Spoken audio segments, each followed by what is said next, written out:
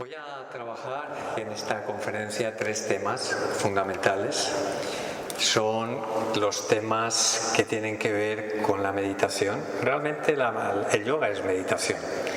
Aunque el yoga utilice herramientas corporales, respiratorias, en realidad todo su trabajo, todo su enfoque, todo su objetivo es producir un cambio a nivel de la mente, y un cambio en un sentido bastante extraordinario, que luego voy a detallar un poco cuando hablemos de lo que es la meditación, ¿no?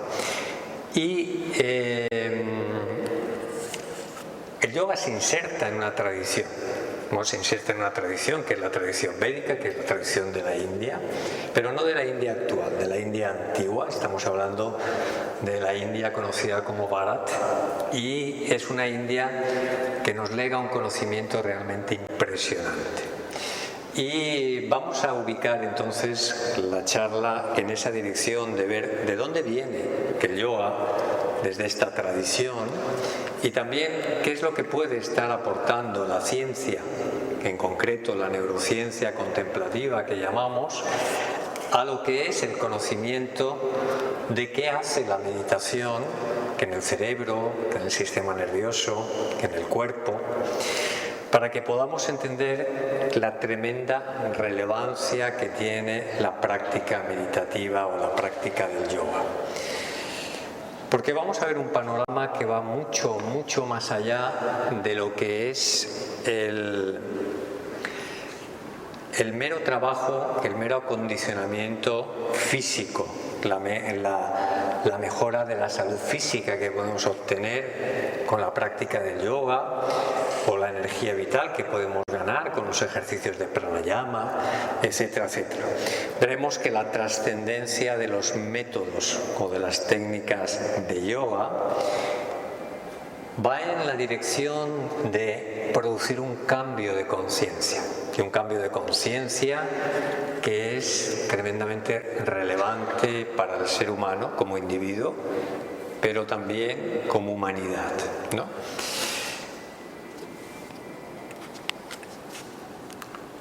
A ver si me permite.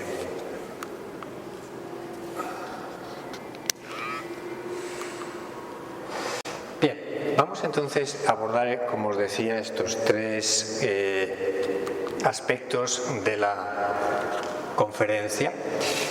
Mirad, nos decía uno de los físicos más importantes que hemos tenido, que la mente que se abre a una nueva idea jamás regresa a su tamaño original. Albert Einstein enfatizaba el valor del conocimiento de cualquier tipo. Sabemos que el conocimiento cambia al conocedor en la medida en que yo conozco algo, y si ese algo que conozco hace referencia al ser humano, va a producir un cambio en quién soy yo, ¿no?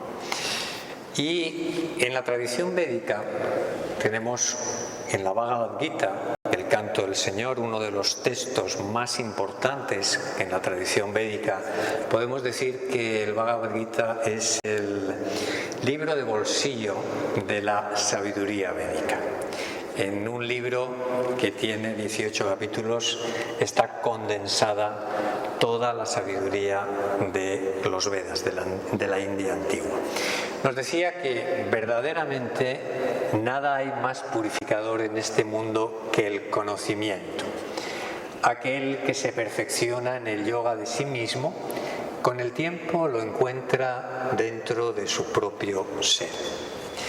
Quizá no tengamos muy patente el valor que la información y que el conocimiento tiene para cambiarnos. Por poneros un ejemplo.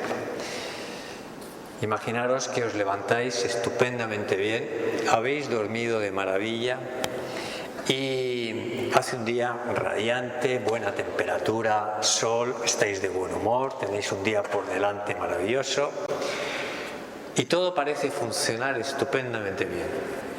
Y de repente suena el teléfono y os dan una noticia muy mala que os afecta directamente. el sol sigue brillando, el aire es puro, habéis descansado perfectamente, pero de repente todo vuestro sistema, toda vuestra estructura emocional, energética, cognitiva, somática, cambia radicalmente porque habéis recibido una información relevante para vosotros.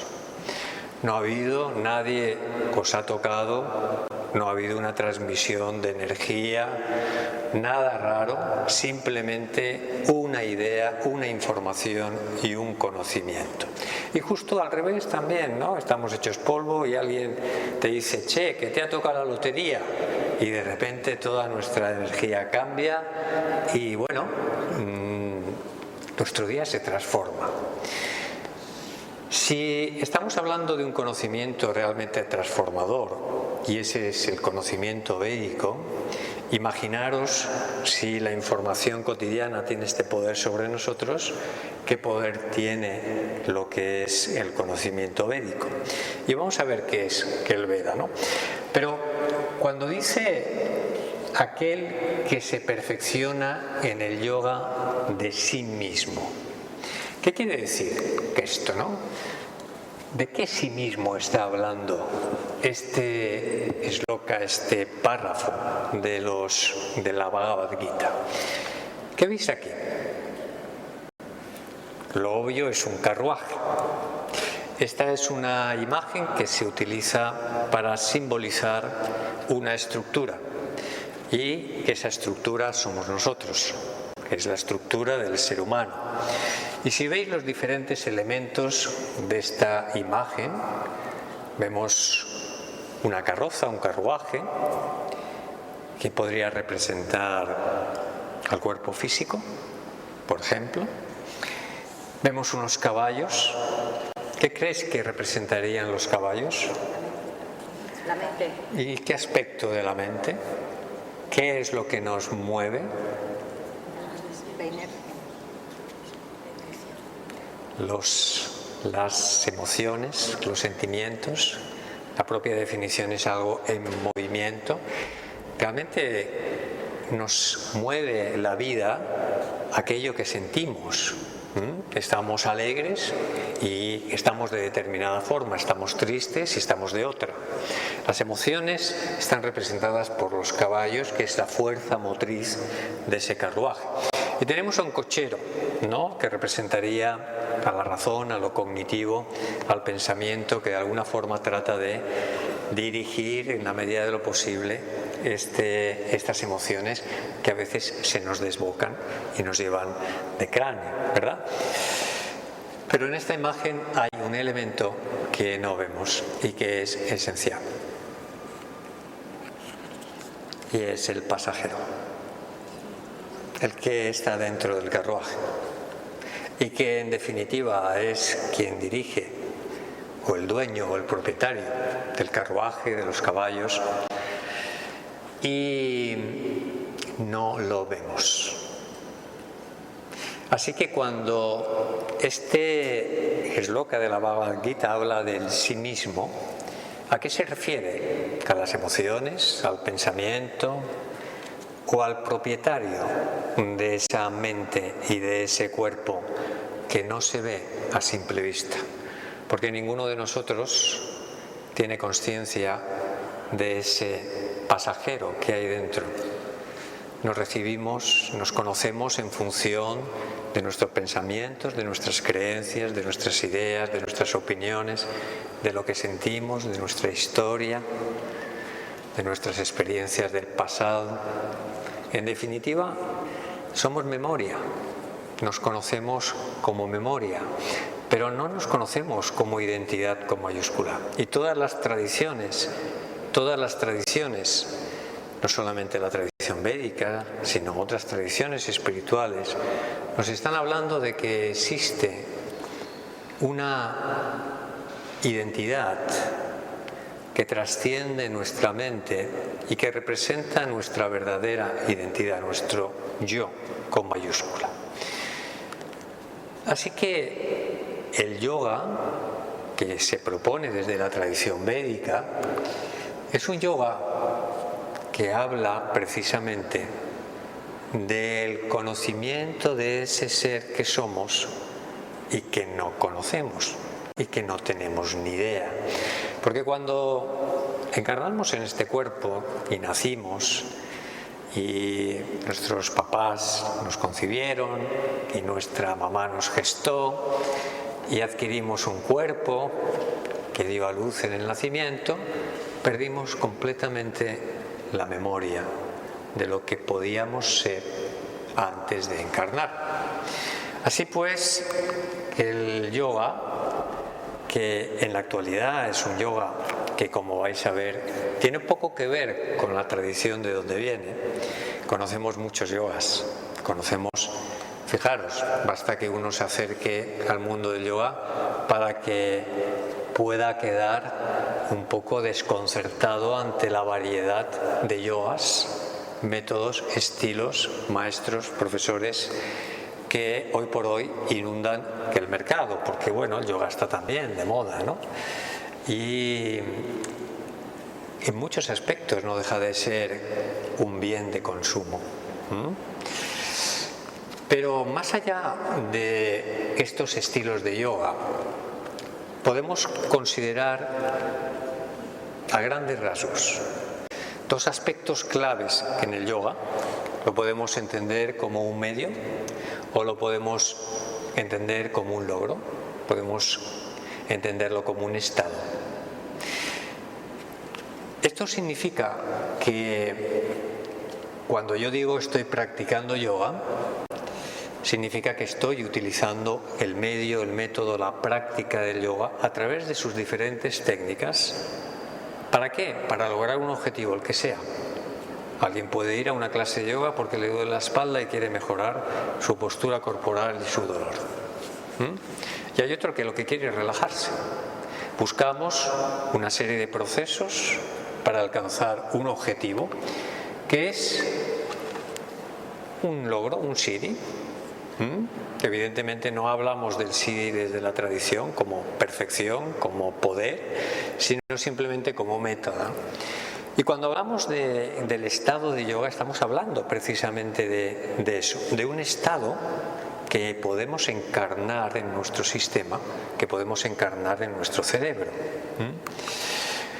Y esto evidentemente es, podemos decir, casi infinito, ¿no? Puedo tener un objetivo, puedo hacer una práctica para ese objetivo, puedo cambiar a otro objetivo y vamos creciendo y creciendo en el camino del yoga. Pero esto no es del todo lo que la tradición nos dice que es el yoga. Si nos vamos a la tradición, nos damos cuenta de que forma parte de un paradigma inmenso. Este paradigma inmenso de conocimiento es el paradigma védico. Y el yoga es una pequeñita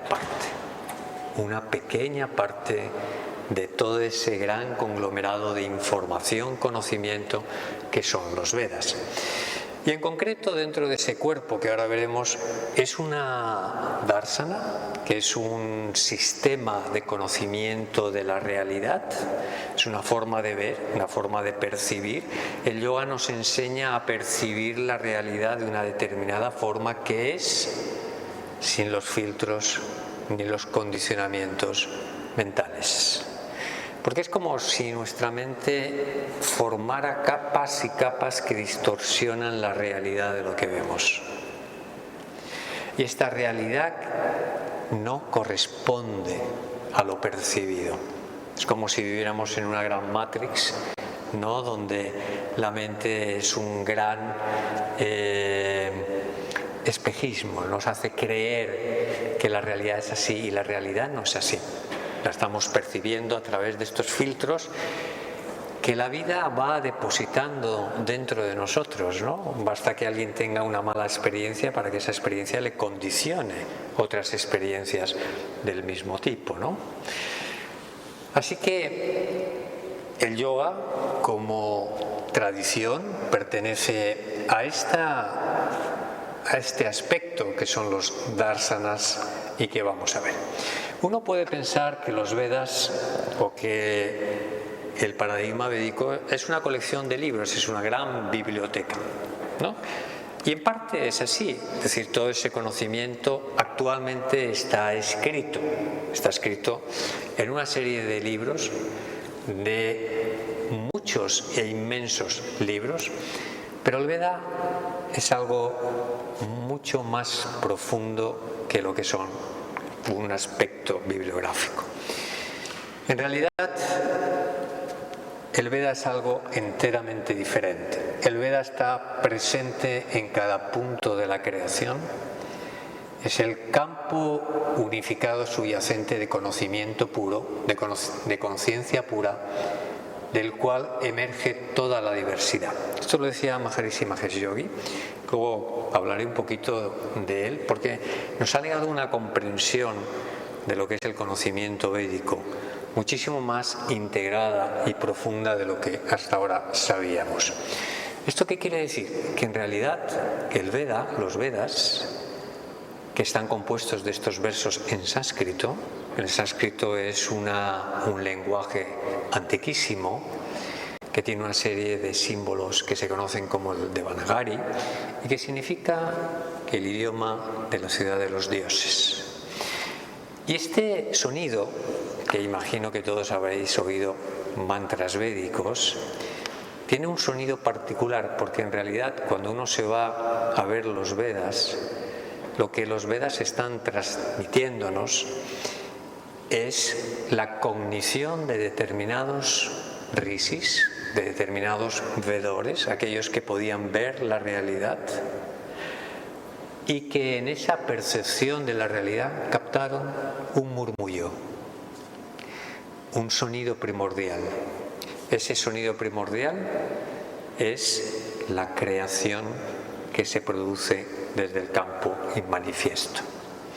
Así que los Vedas en realidad es la secuencia, y todo está perfectamente estructurado en toda la literatura védica, de cómo la conciencia pura se despliega en el universo, se despliega en los campos de información, de energía y de materia. Por tanto, no son obra del ser humano, son conocidos, son percibidos en ciertas conciencias que a través de un proceso de purificación han alcanzado una percepción clara, sin distorsión, de lo que es la realidad, de lo que es el universo. El Veda es, por tanto, como el ADN de la creación, es como la fisiología de la creación y del universo. La ciencia védica es la ciencia de la unidad y de la diversidad, porque parte del uno para desplegarse en el todo o en la multiplicidad.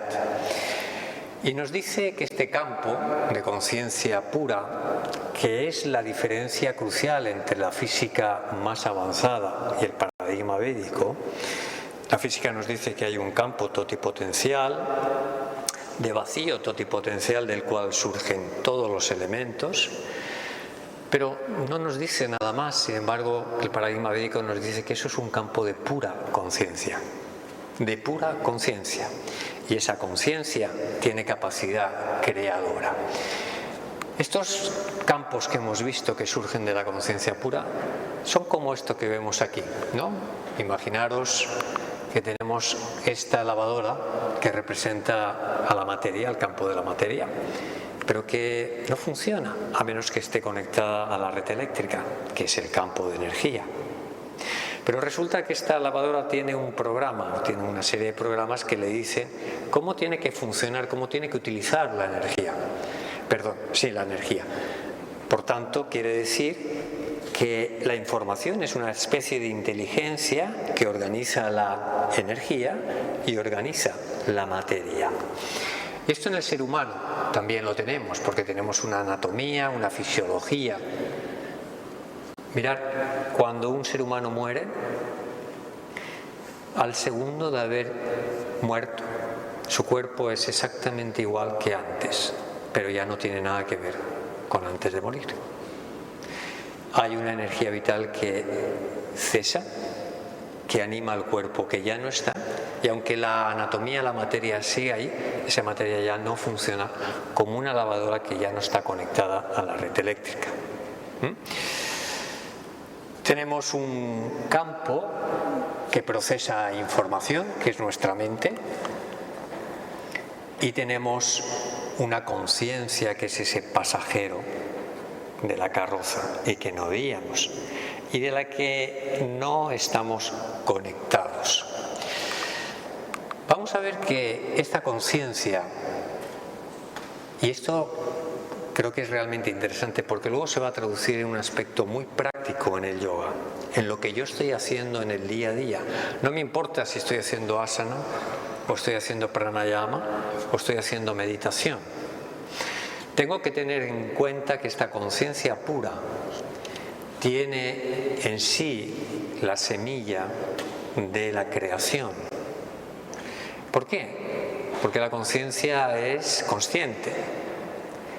Y si no hay nada más que la conciencia, ¿de qué va a ser consciente la conciencia? De sí misma. Y va a haber un proceso donde la conciencia toma conciencia de sí. Por tanto, que en el uno de la conciencia pura aparecen tres estructuras, y esto está en todas las tradiciones. La Trinidad está en todas partes. El Padre, el Hijo, el Espíritu Santo. El uno crea el dos crea el tres es todo lo que existe, nos dice el Tao.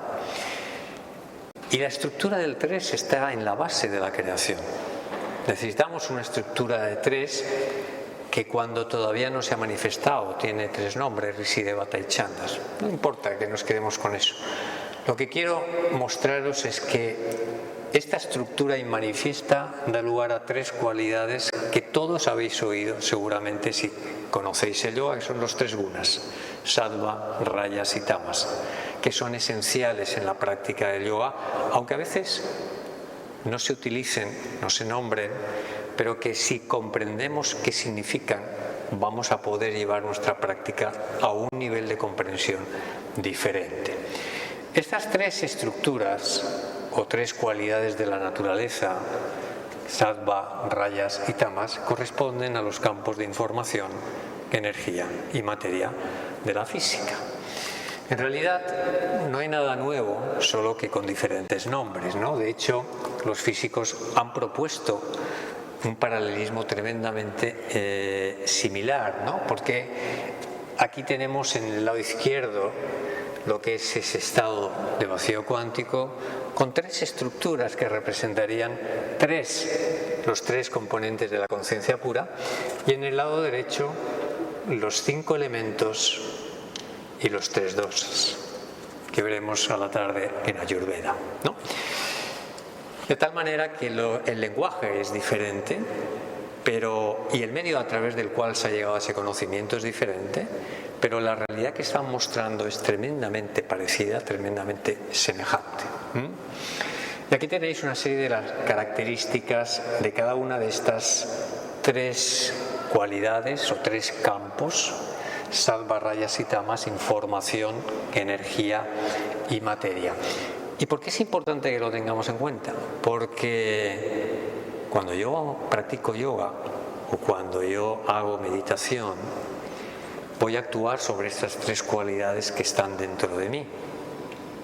De tal manera que voy a disminuir rayas, es decir, rayas que es el campo de energía, pero es también el campo de la agitación, de la excitación, de los deseos, de un exceso de movimiento, de la ansiedad.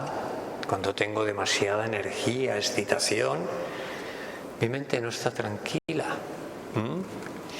Y va a disminuir a través de estas prácticas de yoga también la cualidad de tamas, de la pesadez, de la somnolencia, de la confusión, del embotamiento, de la falta de energía, que no me dejan tampoco progresar. Yo no puedo progresar si me invade la inercia, ni puedo progresar si me invade la excitación. Por tanto, la práctica del yoga va a disminuir rayas, va a disminuir tamas y va a aumentar sattva. Sattva es una claridad, una lucidez, una consciencia, una armonía, una calma, una paz, que es lo que produce la práctica del yoga. nos aumenta sattva, nos aumenta la cualidad de sattva. Y esto llega hasta las profundidades de nuestro sistema fisiológico y celular.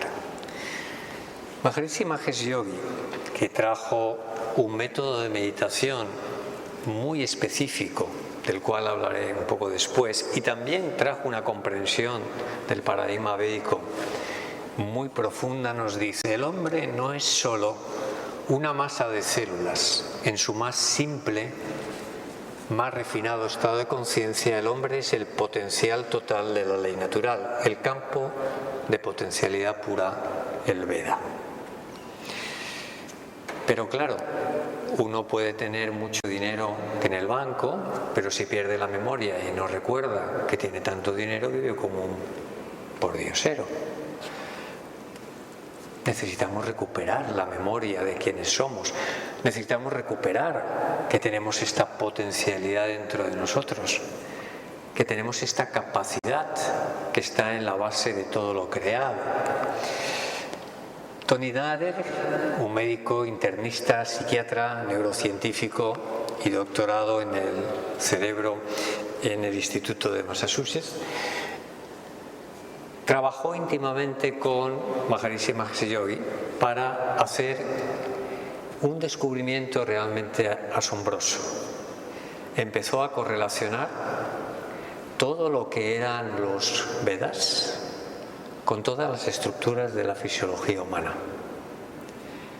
De tal manera que todos hemos oído, ¿verdad?, que el hombre ha sido creado a imagen de Dios. Esto está presente en todas las tradiciones, pero no entendemos bien qué quiere decir eso, ¿no? Porque Dios queda muy lejos, no tenemos realmente ni idea quién es Dios. Y si tenemos una idea, es una idea antropocéntrica.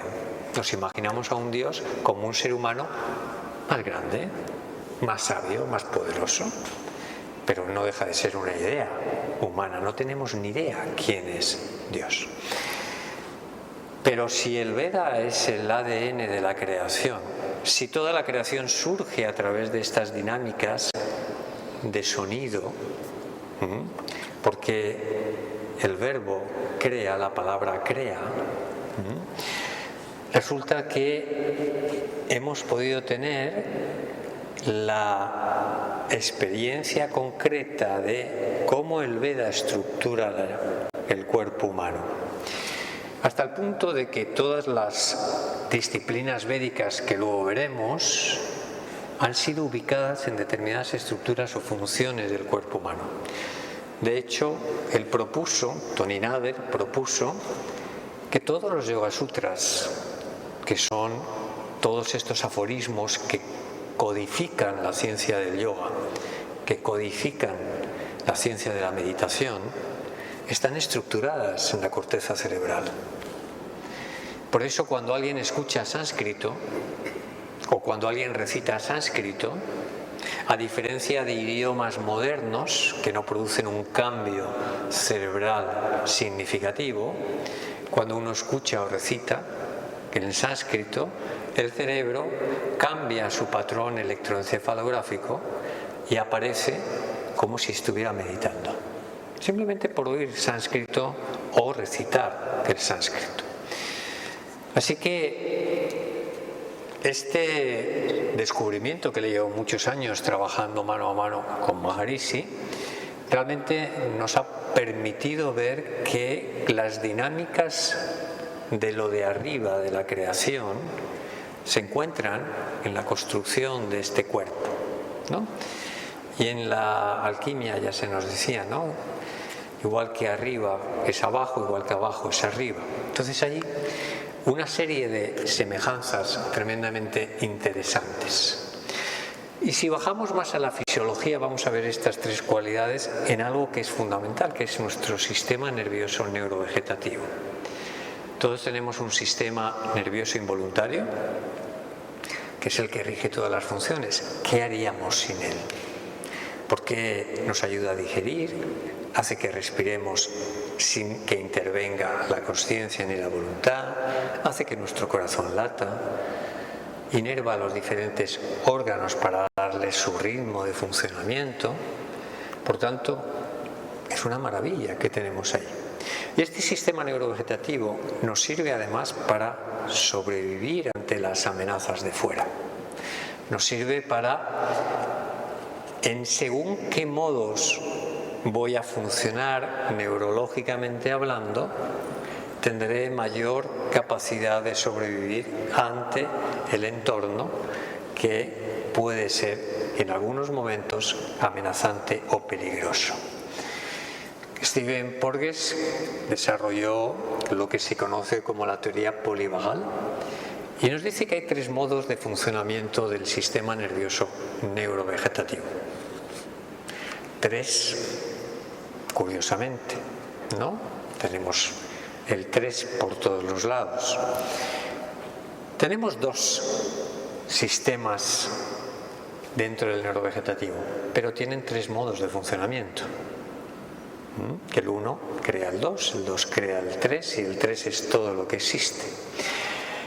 Y estos sistemas se van a poner en marcha en función de la percepción que tengamos de lo que nos toca vivir.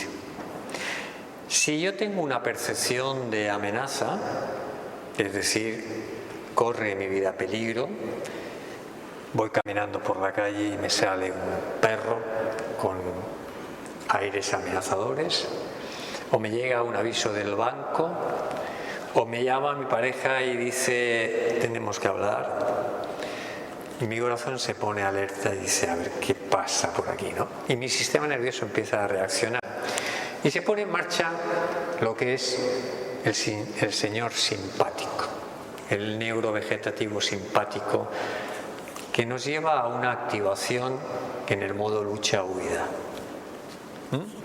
Es decir, si evalúo que lo que tengo enfrente puedo lidiar con ello, entonces estaré en modo lucha. Si no puedo con ello, mejor salgo corriendo y me voy y entro en modo huida, ¿no? Y ambos nos catapultan hacia 2 vivencias emocionales muy diferentes. La visión de la agresión o la experiencia de la cólera, porque cuando yo estoy enfadado tengo muchas más posibilidades de luchar mejor que si estoy muy tranquilo, ¿no? Ahora tengo rabia, mis puños se cierran y tengo mucha más fuerza. O si tengo miedo, mis piernas corren mucho más rápido que si no lo tengo. Así que las emociones, en realidad, son mecanismos adaptativos. ¿Para qué?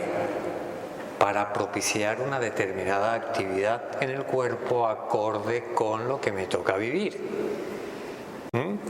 Así que cuando yo activo el sistema simpático, inundo todo mi sistema de energía del campo de rayas y me polarizo hacia la excitación, hacia el miedo, hacia la ansiedad, hacia la cólera, hacia la irritabilidad, ¿verdad?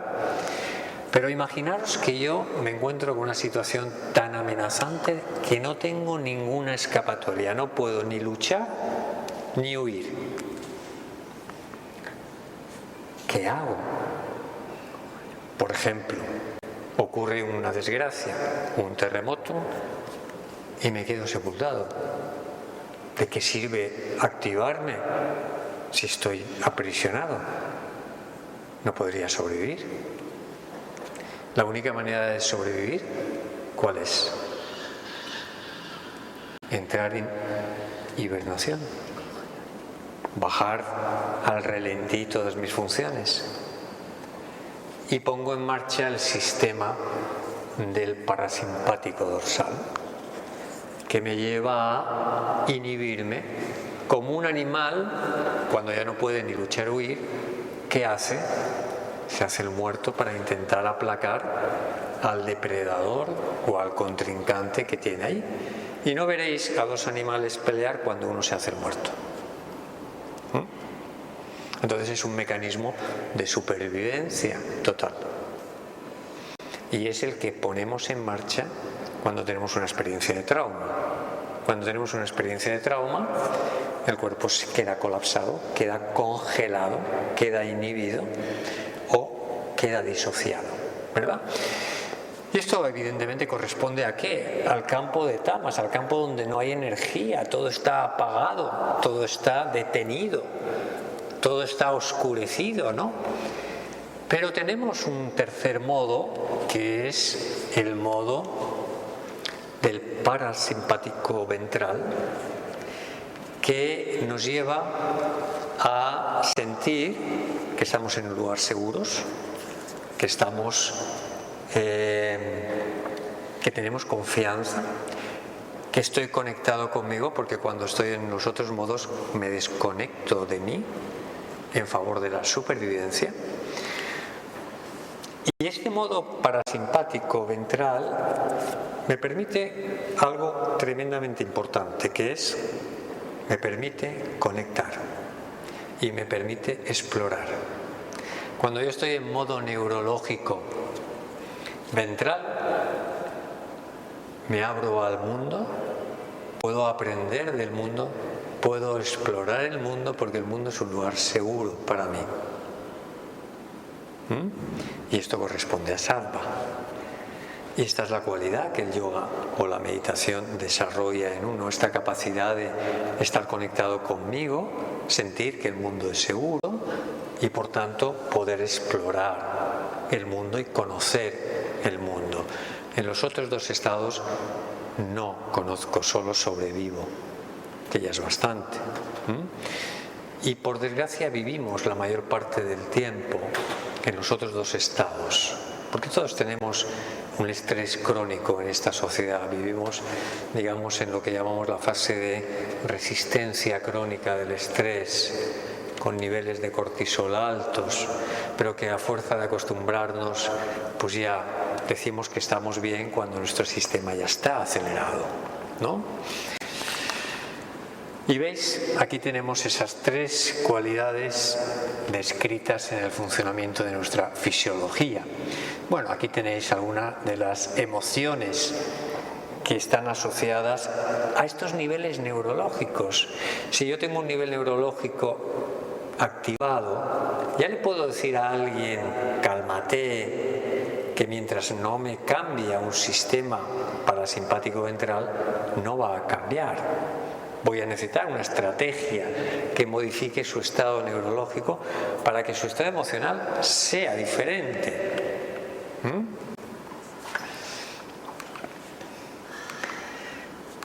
Veíamos que había una conciencia pura del que surge toda la creación, y esa conciencia pura tiene tres elementos: el conocedor, lo conocido, el proceso de conocer, esa estructura de 3 en 1.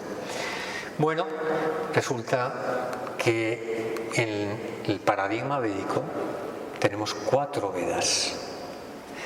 Un Veda que habla de la conciencia pura como uno, y 3 Vedas que hablan de la conciencia pura como cada uno de estos 3 aspectos. Y todo esto nos habla de cuando la conciencia todavía es una, todavía no se ha manifestado. Pero fijaros qué va a ocurrir. Bueno, esto está también en el Bhagavad Gita. Dice, sabe, le dice Krishna a Arjuna, sabe que la acción surge de Brahman, el Veda. Brahman surge de lo imperecedero. La acción se origina en los Vedas, en lo absoluto, en Brahman, y los Vedas, como la respiración de un hombre, vienen del Ser Supremo llamado inmutable. Por tanto, significa que esa conciencia totalmente silenciosa va a empezar a moverse, a vibrar, a transformarse en Veda para dar origen a todo lo creado. Así que eso tiene que estar reflejado también en la literatura védica, en el paradigma védico. Y a partir de esos 4 Vedas surgen los incontables libros o ciencias, hasta un total de 36 de lo que llamamos la literatura védica. surgen los miembros del Veda, surgen los Upangas, los Upavedas, los Brahmana, los Pratisakya. Y en cada uno de estos, por poner un ejemplo que pueda ser, digamos, más o menos conocido, tenemos algunas disciplinas tremendamente interesantes, ¿no? Tenemos una disciplina que nos maneja nuestra relación con el entorno lejano, con el entorno planetario y cósmico, es el Jyotis, la ciencia de la luz, la ciencia de la astrología védica. Tenemos una ciencia que nos maneja el entorno cercano de la Tierra, nos habla de cómo construir, es la arquitectura védica, cómo construir en armonía con el cosmos. Nos habla del cuerpo, cómo construir una fisiología saludable, armónica, perfecta, y es el Ayurveda. Y tenemos una ciencia que es el yoga, que nos habla de cómo purificar nuestra mente. Así que, como veis, tenemos un panorama de amplísimo conocimiento del cual el yoga es una pequeña parte, que se ocupa también de una pequeña parte, que es nuestra mente. Este despliegue en realidad no es más que una serie de ciencias que nos ayudan a descubrir dentro de nosotros lo que es este campo inmenso de conciencia que son los Vedas, de tal forma que el Rig Veda, que es este Veda principal, el que refleja la unidad de la conciencia pura, nos dice en uno de sus estrofas: el Richa, la expresión del Veda, está situado en Akshara, el campo trascendental imperecedero, en el cual residen todos los devas, los impulsos de inteligencia responsables de todo el universo manifiesto. Para aquel cuya conciencia no está abierta a este campo trascendental, ¿qué pueden lograr los himnos védicos para él? Aquel que conoce este nivel de la realidad está establecido en la uniformidad en la totalidad de la vida. ¿Qué quiere decir eso? Que a menos que abramos nuestra conciencia al campo trascendental, no entenderemos ni papa de lo que hay en esos libros. Porque esos libros están conocidos desde un nivel de conciencia que es la conciencia trascendental. Y todo el despliegue nos lleva de retorno a la fuente, nos vuelve a abrir la conciencia para que podamos decir: ajá, ahora comprendo, ahora veo lo que es la realidad, ¿no? Y estos son los darsanas, que también se denominan upangas, ¿no? Ofrecen estos 6 sistemas de ganar conocimiento que conducen a la plena realización del Veda. Todo el conocimiento acerca del sujeto, del objeto de conocimiento y del proceso de conocer. No hay nada que en el paradigma védico que se deje al margen, que quede fuera del conocimiento. Aquí uno puede conocer, por ejemplo, arquitectura, ¿no? Uno conoce cosas de la arquitectura, cosas del cuerpo si estudia medicina, cosas de las leyes si estudia derecho. Pero ¿dónde está el conocedor? ¿Dónde está la manera en que conocemos? Es muy importante. Si yo no desarrollo mi capacidad de conocer, si yo no aprendo a aprender, será imposible que logre obtener un conocimiento correcto. Toda nuestra cultura occidental nace de la cultura egipcia, del antiguo Egipto. Los griegos mamaron en Egipto. Por poneros un ejemplo, grandes filósofos griegos estuvieron en Egipto, en los templos egipcios, en las escuelas de los misterios egipcios, y uno de ellos fue Pitágoras. Pitágoras estuvo 12 años a las puertas del templo antes de ser admitido, porque no tenía la capacidad de comprender suficientemente lo que se le podía enseñar. ¿De qué sirve enseñar algo si no tienes capacidad? ¿Cómo le vamos a enseñar a un niño de 3 años una raíz cuadrada, por ejemplo? No tiene sentido. ¿no? Pues en el autoconocimiento, en el conocimiento de sí, necesitamos preparar la conciencia para que pueda asimilar este conocimiento profundo que está en diversas tradiciones, como la tradición védica. Y dentro de esta tradición está el yoga, y dentro del yoga nos encontramos con un texto que codifica todo el yoga, que son los Yoga Sutras. Los Yoga Sutras de Patanjali. Y tengo que hablaros desde una visión un poquito diferente. No se conocen mucho los Yoga Sutras. De hecho, la mayor parte de los alumnos no lo conocen y muchísimos profesores tienen una idea muy vaga de lo que son los Yoga Sutras. Cuando es la médula del yoga, cuando deberíamos de comprender lo que es el yoga. Y para entender un poco esta visión de los Yoga Sutras, tengo que hablaros brevemente de lo que es los estados de conciencia. Todos conocemos, estamos en el estado de vigilia.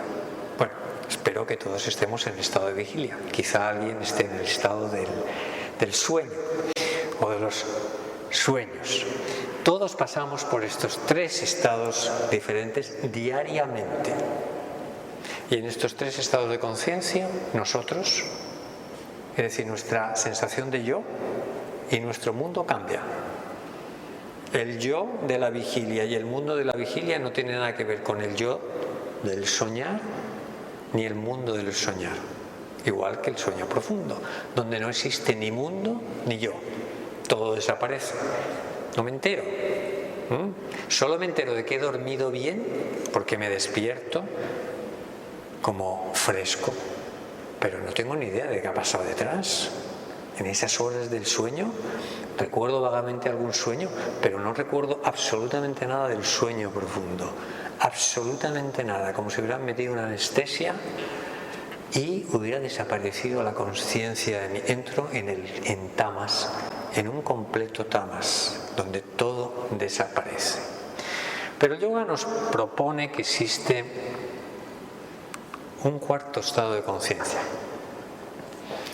que es esta conciencia de la que hemos hablado, esta conciencia trascendental, que está más allá de los tres estados de conciencia relativos a la mente. Y resulta que este estado de conciencia trascendental, al que llegamos atravesando estos diferentes estados relativos de conciencia, que están relacionados con niveles de la mente consciente, subconsciente, inconsciente, con las estructuras del sistema del cerebro, ¿no? La corteza, el sistema límbico, el tallo cerebral, todo eso que está en esta estructura, ¿no? Este cerebro que es también tres en uno. Tenemos tres cerebros en uno, para variar. Tres estados de conciencia también. Bueno, y que es un estado de conciencia que nos dice el yoga que es accesible a través de un proceso, de un procedimiento que es la meditación. Una meditación que está perfectamente descrita en los Yoga Sutras desde el inicio de los Yoga Sutras. Porque ahora veremos algo que es tremendamente importante y significativo entender. La cuestión es que esta conciencia trascendental, a menos que yo implemente en mi vida un proceso de tipo meditativo, no podré acceder a ella de manera ordinaria. El libro de los Yoga Sutras está dividido en 4 capítulos. Y solamente quiero mencionaros que el primer capítulo está destinado a la ciencia de la meditación y a un estado de conciencia muy particular, que es el estado del samadhi, que es ni más ni menos que la conciencia trascendental. Pero Patanjali lo elabora al principio de su exposición del yoga. No lo elabora al final, como muchos pensamos, que el samadhi, que este logro del yoga, está al final de un largo recorrido que es descrito en el segundo capítulo, que algunos conoceréis como la Ashtanga Yoga. Yama, Niyama, Asana, Pranayama, Pratyahara, Dharana, Dhyana, Samadhi. Y uno puede pensar que el Samadhi está al final y que debo dedicarle mucho tiempo a lo que es la práctica del yoga para llegar al Samadhi. Pero Patanjali no actúa así. Patanjali empieza directamente por el final. Y uno puede pensar, ¿está construyendo la casa por el tejado o no? Habrá que ver. No estamos hablando de alguien que piensa como nosotros. Patanjali era un rishi, era un maharishi. Por tanto, tenía una cognición de lo que era el yoga y codificó el yoga en 195 aforismos, de los cuales 3 se dedican a asana, a la postura física. En cambio, en la práctica del yoga habitual, el 90 y tantos % de la práctica del yoga es postura física y trabajo con el cuerpo. Pero Patanjali solo le dedica 3 aforismos de 195. ¿Es posible que haya más profundidad en el yoga de lo que parece? ¿No? La cuestión es que este estado de conciencia, que es descrito en este libro, en este capítulo, que responde a una serie de preguntas, ¿no? Como qué es el yoga, cuál es la diferencia entre una mente en yoga y una mente ordinaria, cómo se alcanza el silencio y la meditación, cuáles son esas cualidades que favorecen la práctica meditativa, qué obstáculos nos vamos a encontrar en el camino de la meditación. ¿Es posible que el ser humano tenga una percepción directa de la verdad? ¿O el mundo va a seguir siendo una ilusión? ¿Os acordáis? Todos hemos vivido nuestra cultura católica religiosa, la mayoría, ¿no? Y todos tenemos ciertos conocimientos, quizá, ¿no?, de lo que es un libro como es la Biblia, ¿no? Y resulta que hay muchos pasajes del Nuevo Testamento donde Jesús repite una y otra vez: en verdad os digo. ¿Quién puede decir en verdad os digo si no está viendo la verdad? Porque todo lo que nosotros vemos no deja de ser una opinión, es mi percepción. Pero de ahí a que sea la verdad, es como yo lo veo. Pero tú lo puedes ver a lo mejor diferente. Solo aquel que está establecido, como dice Patanjali, en un nivel de samadhi determinado, en un nivel de meditación determinado, es capaz de ver la realidad tal cual es, sin esos filtros mentales. Y a eso lo llama la visión de la verdad. Y habla de estos distintos niveles, ¿no?, de samadhi. Bueno, resulta que esta conciencia trascendental, este samadhi descrito en el primer capítulo, es una conciencia inoperativa en el mundo. Y diréis, ¿cómo puede ser esto? Si es la meta. Sí, pero cuando yo alcanzo conciencia trascendental, estoy en profunda meditación. Todos los sentidos están hacia adentro, la mente está detenida, el cuerpo está inmóvil y por tanto estoy en trance. No puedo interactuar con el mundo. Algo tiene que pasar para que esto se transforme en operativo en el mundo. Y claro, no podía ser de otra manera. Aparece la sorpresa de que el yoga propone otros estados de conciencia todavía más altos. Y nos habla de que existen 3 estados de conciencia, que podemos decir 3 estados superiores: conciencia cósmica, conciencia divina, conciencia de unidad. Basta deciros, porque esto sería largo de explicar, que este primer nivel de la derecha, Turiyatit Chetana, que es conciencia cósmica, es un individuo que es capaz de mantener la conciencia trascendental en cada uno de los 3 estados de conciencia relativos de la parte de la izquierda. Cuando está despierto, interactuando con el mundo, es consciente de la conciencia trascendental. Cuando está soñando, es consciente de la conciencia trascendental. Cuando está en el sueño profundo, no deja de ser consciente de la conciencia trascendental. ¿Qué es la conciencia trascendental? El pasajero del carruaje, el ser, mi verdadero yo. Lo demás es un personaje que está realizando una obra de teatro en lo que llamamos vida. Pero el actor que está detrás del personaje y al que no vemos está ahí en la conciencia trascendental. Por tanto, cuando yo veo esta visión de estos estados de conciencia y me voy a los Yoga Sutras, puedo empezar a entender algo más de por qué Patanjali empieza con la descripción de la conciencia trascendental, del samadhi. Porque solamente a través de esa conciencia, de la experiencia repetida a través de la meditación, de esa conciencia, voy a transformar los estados relativos de vigilia, soñar y dormir en estados de conciencia superiores. Basta decir que este estado de conciencia cósmica, que es el primero, es lo que todo el mundo ha oído y conoce como la iluminación. Buda, el despierto, alcanzó ese estado. ¿A qué se despertó? A sí mismo, a la conciencia trascendental. Se iluminó porque alguien le puso unos cuantos focos, ¿no? Se iluminó porque la luz de la conciencia trascendental iluminó toda su mente. Por eso se denomina iluminación, o iluminado aquel que es capaz de percibir su ser profundo, su conciencia trascendental.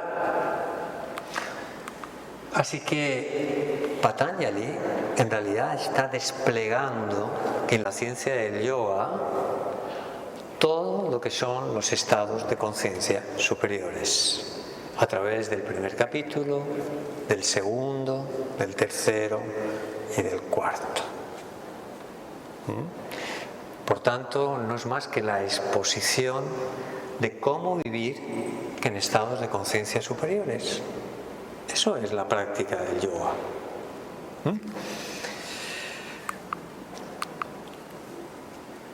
En el Sutra 2, después de empezar, dice Patanjali Hatha Yoga Anusasanam: ahora que estás preparado, voy a enseñarte la ciencia del yoga.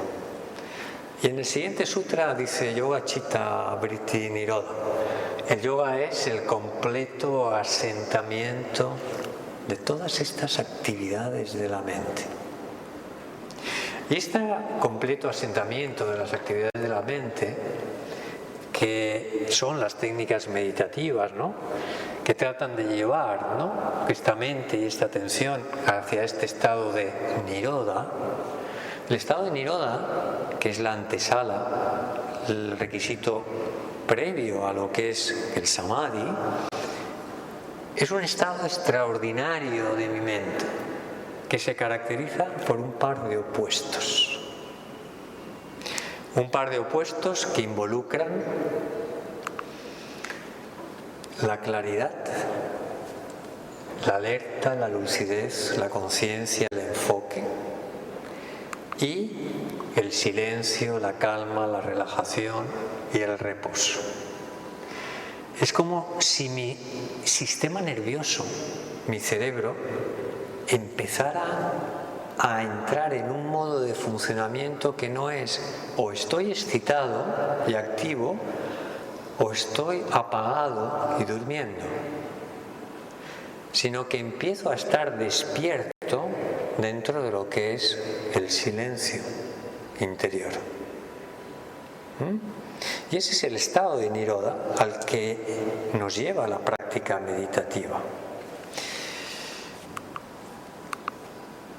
Y nos dice que cuando esto se produce, entonces, cuando la mente se aquieta, cuando la mente adquiere este estado de meditación ocurre un hecho trascendente. Y nos dice, el ser se restablece en su propia naturaleza. El ser nunca se fue, lo olvidamos. Es como el sol siempre está. Ahora, pero si hay unas nubes, lo perdemos de vista. Pero el sol está arriba, el ser está dentro de nosotros siempre. Pero la turbulencia de nuestra mente impide que seamos conscientes de ese ser que somos. Cuando la mente no está en meditación, sino que está sometida a este torbellino de emociones, pensamientos y demás, resulta que, nos dice Patanjali, que entonces estamos completamente identificados con la mente. Y a todo lo que ocurre en la mente, ideas, creencias, emociones, experiencias, le decimos yo. Así que nos encontramos con una cantidad tremenda de yoes dentro de nosotros, porque nadie tiene un yo estable. Todos cambiamos en función de lo que la vida nos trae y con lo que nos identificamos. Es como este lago que veis aquí. Cuando el agua está completamente limpia y transparente, podemos ver el fondo. Si el agua estuviera agitada y en movimiento, el fondo lo perderíamos de vista. Pasa exactamente lo mismo con la percepción o la no percepción de la conciencia trascendental. O estamos proyectados hacia afuera, o estamos a través de la meditación proyectados hacia adentro para descubrir nuestro ser, ¿no? Y la práctica es tan simple. La práctica de la meditación que propone Patanjali es tan simple, nada complicado, nada que requiera un esfuerzo. Porque si yo me esfuerzo demasiado, lo que hago es activar la mente, no disminuir su actividad. Patanjali nos está diciendo, la práctica para alcanzar la conciencia trascendental es fácil, sin esfuerzo, natural. No requiere grandes cosas. Nos han enseñado que todo cuesta mucho, pero si eso lo tengo yo dentro, debe ser relativamente fácil alcanzarlo, ¿no? Y él propone algo tremendamente simple que ha sido y está siendo verificado por la ciencia. No sé cómo vamos de tiempo. 12:15. 12:15. Nos queda un poquillo. Bueno, hoy vamos con esta última parte. Hoy tenemos la fortuna de tener algo que nos complementa la información y el conocimiento de la tradición, que es el conocimiento de la ciencia. La ciencia venga a estudiar desde hace décadas qué ocurre en los practicantes de meditación. Uno puede pensar, y más con la campaña de brujas que hay ahora de la ciencia ortodoxa, de que la meditación forma parte de una especie de pseudociencia o nada más alejado de la verdad. Uno se mete en PubMed, la mayor base de datos de investigación biomédica, y se encuentra con miles de papers, miles de investigaciones sobre las prácticas meditativas como la meditación trascendental, el mindfulness, el yoga o el mind body, la medicina mente-cuerpo, ¿no? Nos encontrábamos a esa fecha con más de 7.500 artículos sobre meditación trascendental y 545 en lo que iba del año. Todas estas disciplinas han tenido un crecimiento exponencial en cuanto a la investigación. Y todo comienza en la década de los 70, cuando este señor, Robert K. Wallace, doctor en fisiología por la Universidad de California, se le enciende la bombilla y dice, ¿por qué no hacer una tesis doctoral sobre lo que les pasa a los meditadores trascendentales, a los que practicaban meditación trascendental? Y sus conclusiones fueron tan alucinantes que dijo, estos sujetos están en un estado de conciencia diferente. porque toda la fisiología cambiaba, había muchos parámetros que cambiaban.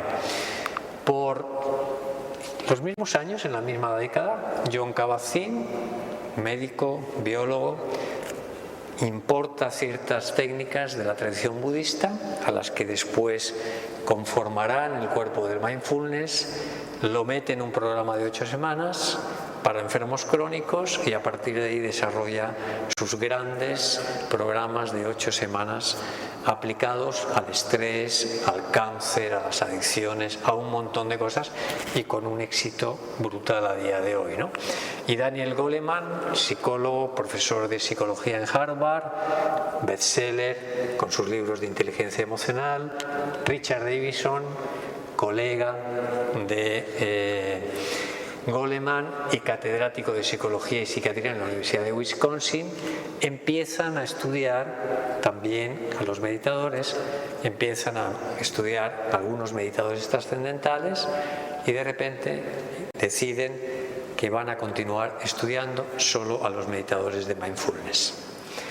Y tenemos en la década de los 70 las dos grandes corrientes de investigación en neurociencia con las dos grandes técnicas de meditación, meditación trascendental y meditación mindfulness, que en realidad engloba varias prácticas de tipo meditativo, ¿verdad? Anthony Luz, colaborador de Davidson, se independiza y llega a publicar, tras sus investigaciones, que no todas las meditaciones producen los mismos resultados. Y habla de que hay dos grandes grupos de meditación, unas que utilizan una concentración muy activa, otras que tienen un foco más abierto y que ambas producen efectos diferentes en el cerebro. Y Fred Travis, director del Centro para el Cerebro, la Cognición y la Conciencia en Estados Unidos, estudiando el trabajo de Luz, dice, pues los meditadores trascendentales no cubren los dos grupos que Luz ha decidido hacer. Así que tiene que haber un tercer grupo de técnicas meditativas.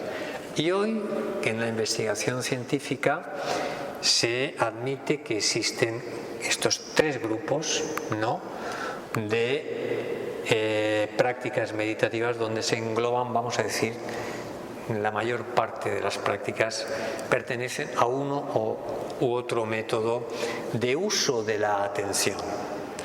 ¿Os acordáis que decía que Patanjali hablaba de un método simple y sin esfuerzo? Esas son las técnicas autotrascendentes, donde el control cognitivo es muy pequeño, a diferencia de cuando yo estoy muy concentrado en algo, tengo que hacer mucho esfuerzo para que no haya ningún tipo de distracción sobre el enfoque que yo tengo. O cuando yo amplío el foco y estoy consciente, como la mayor parte de las técnicas de mindfulness, donde estoy consciente, presente, atendiendo de determinada manera, sin juicio, etcétera, etcétera, y tomando conciencia de lo que ocurre en mí ante lo que vivo. Todo esto requiere un control atencional importante. Sin embargo, en la meditación trascendental o en la meditación Niroda, que enseño, o en otras prácticas de atención pasiva, que derivan todas de la meditación trascendental, es la mejor, la más antigua, la madre de todas las técnicas de atención pasiva o autotrascendentes y la mejor estudiada. No se requiere esfuerzo cognitivo atencional, sino que se implementa un proceso, una técnica, y la mente empieza a descender, descender, descender hasta la conciencia trascendental. Y hay todo un funcionamiento cerebral diferente. El electroencefalograma es diferente según cómo yo utilice la atención. Si hago una práctica concentrativa, si hago una práctica de monitoreo abierto, si hago una práctica de atención pasiva o de atención o de autotrascendente. Ya estoy terminando. Aquí veis un cerebro visto desde arriba, un gráfico. Cuando uno cierra los ojos, en la imagen de la izquierda, esto está visto desde arriba, veis que la parte posterior, porque la nariz está a la izquierda, la parte posterior está en color cálido, amarillo-naranja. Se produce cuando la parte posterior descansa, porque yo cierro los ojos y como la corteza posterior occipital procesa la visión, si yo cierro los ojos, esta dice, pues bueno, a dormir toca, a descansar, ¿no? Pero cuando el sujeto practica la meditación trascendental, este tipo de práctica sin esfuerzo, en la imagen de la derecha vemos que todo el cerebro está en colores cálidos. Esos colores indican una frecuencia alfa. El cerebro está despierto, pero está en reposo. ¿Os acordáis que Nirodha era esta doble cualidad de estar despierto y descansando al mismo tiempo? Bien, pues nos encontramos con esto. Y nos encontramos también en una resonancia magnética funcional donde te parten por aquí y vemos en la parte de aquí, de la derecha, en rojo, este es la frente, el lóbulo prefrontal. Esta es la sede del pensamiento abstracto, de la atención, del control de los impulsos, el director de orquesta de nuestra vida, ¿no? La vemos que está en rojo porque se activa con la práctica de la meditación. Pero resulta que los instintos, que el mundo emocional que nos lleva de cráneos, que pertenece mucho más al cerebro medio, que está más profundo, está en azul porque baja su actividad. Es decir, la mente se calma, se activa la atención, se calma la mente entra en silencio y uno empieza a darse cuenta de que uno dirige su vida y no la vida le dirige a uno como tantas veces, ¿no? Uno se da cuenta de que tiene control sobre sus procesos internos de una manera mucho más patente que cuando no estamos en estado meditativo. Este es un gráfico que nos habla de la coherencia alfa. Esta coherencia, o sea, la frecuencia alfa es muy importante para el cerebro, porque tiene una cualidad, es una onda más lenta que la frecuencia beta o gamma, que es la que sucede cuando estamos despiertos, activos en el mundo. La frecuencia alfa tiene la capacidad de integrar el cerebro. Es como un mar de fondo que le dice al cerebro, conéctate. Conecta a tus diferentes zonas del cerebro para tener una experiencia mucho más completa. Y este gráfico nos habla de cómo, a través del proceso meditativo, diferentes partes del cerebro se activan juntas, se conectan juntas en una frecuencia determinada que es la frecuencia alfa. Esto significa un cerebro integrado, un cerebro mucho más holístico, que está funcionando mucho más como un todo. Y si veis arriba, el dibujito de la izquierda, hay muy poquitas líneas entre esos puntitos que son los puntos del casco de la fotografía, que mide las ondas cerebrales. Pero en el del medio tenemos muchas rayitas que nos unen lo que son los diferentes puntos, indicando que todos esos puntos se están activando al mismo tiempo. Y tenemos aún más en la figura de la derecha de arriba. El de la izquierda no medita, el de en medio lleva 2 meses practicando meditación y el de la derecha lleva 7 años. Y uno puede pensar, ¿no? Porque si en 2 meses obtengo que mi cerebro funcione tan bien, tan armónico, ¿para qué voy a gastar 7 años meditando si con 2 meses tengo bastante? Pero fijaros en los dibujos de abajo inferiores, están con los ojos abiertos, no están meditando, están haciendo una tarea con el ordenador. El de la izquierda, que no medita, solamente se estimula la parte del cerebro que se tiene que encargar de la tarea. El que lleva 2 meses meditando, para la misma tarea tiene varias áreas del cerebro que están actuando coordinadamente. Pero es que el que lleva 7 años tiene muchas más áreas del cerebro. Mirad, cuando uno va al gimnasio, no pretende estar fuerte y sano la hora que va al gimnasio y después salir y estar hecho polvo. No, quiere estar bien el resto del día, para eso invierte 1 hora en el gimnasio. La meditación es un entrenamiento neurológico. Y en la medida en que yo entreno mi cerebro a funcionar de manera diferente, consigo que fuera de la meditación mi cerebro también esté funcionando así. El valor de la meditación lo tiene porque me permite funcionar en la vida de forma diferente. Si no, no tendría sentido. Estoy muy bien con los ojos cerrados, pero cuando salgo al mundo sigo siendo el mismo petardo de siempre, pues apaga y vámonos, ¿no? Algo tiene que producir la meditación en la manera en cómo me siento en el día a día. Y este viene a ser algo por el estilo, ¿no? Son electros de dos sujetos. Cada línea es un electrodo, ¿vale? El de la izquierda, 18 años, 4 meses de práctica. El de la derecha, también 18 años, jovencitos, pero lleva 8 años de práctica de meditación. Y el electro se parece muy poco, se parece mucho. No hay mucha diferencia, ¿verdad? Resulta que Patanjali nos dice que la técnica se aprende fácil, que produce resultados fáciles. No necesitas mucho tiempo, ¿verdad? Pero ¿qué ocurre cuando nos vamos a estos mismos sujetos con los ojos abiertos fuera de la meditación? Resulta que el sujeto que lleva 8 años de práctica sí tiene un electro bastante diferente al que solo lleva 4 meses, que no es capaz de trasladar todavía ese funcionamiento de la meditación al día a día y que solo ocurre cuando le damos tiempo a la práctica meditativa. Y este señor, Patanjali, que codificó el yoga aproximadamente entre el cuarto y el sexto, no se sabe bien, antes de Cristo, no se tenía ni idea de neurociencia.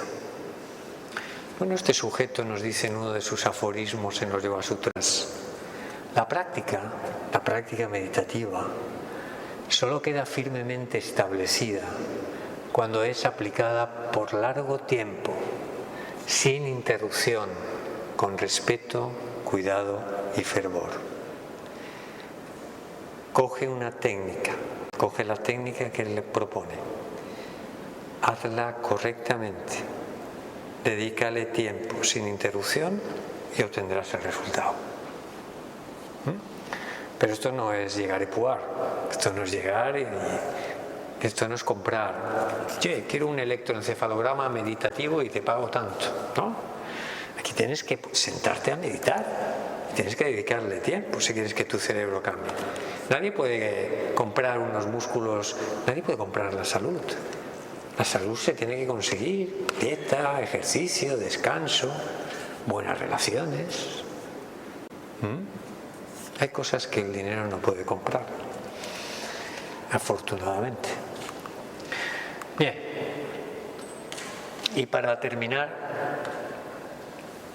¿hay alguna forma, la ciencia puede estar de alguna forma hablándonos, demostrando no solo esta conciencia trascendental que ocurre dentro de la práctica meditativa y que cambia nuestro cerebro, sino que puede demostrar cuando un individuo está en un estado de conciencia superior, en un estado de conciencia cósmica o divina o de unidad, como está descrito en la tradición? Difícil porque estos sujetos normalmente no se suelen prestar a investigaciones neurocientíficas. Pero ya tenemos algo de información. Resulta que empezamos a correlacionar a través del electroencefalograma lo que está ocurriendo. Sabemos que una frecuencia alfa extendida es sinónimo de un estado de conciencia trascendental. Alfa, teta, un poquito más baja también. Pero resulta que el sueño profundo tiene una frecuencia delta, bajísima, lentísima. ¿Qué ocurre cuando un individuo está durmiendo y le haces un electro y resulta que está con ondas delta y que sabes que está en sueño profundo y de repente aparece un patrón alfa, teta? Dice, este sujeto está durmiendo, pero está despierto. ¿Y qué es eso? La definición de conciencia cósmica. Cuando el sujeto no pierde ni en el sueño profundo la consciencia de sí mismo.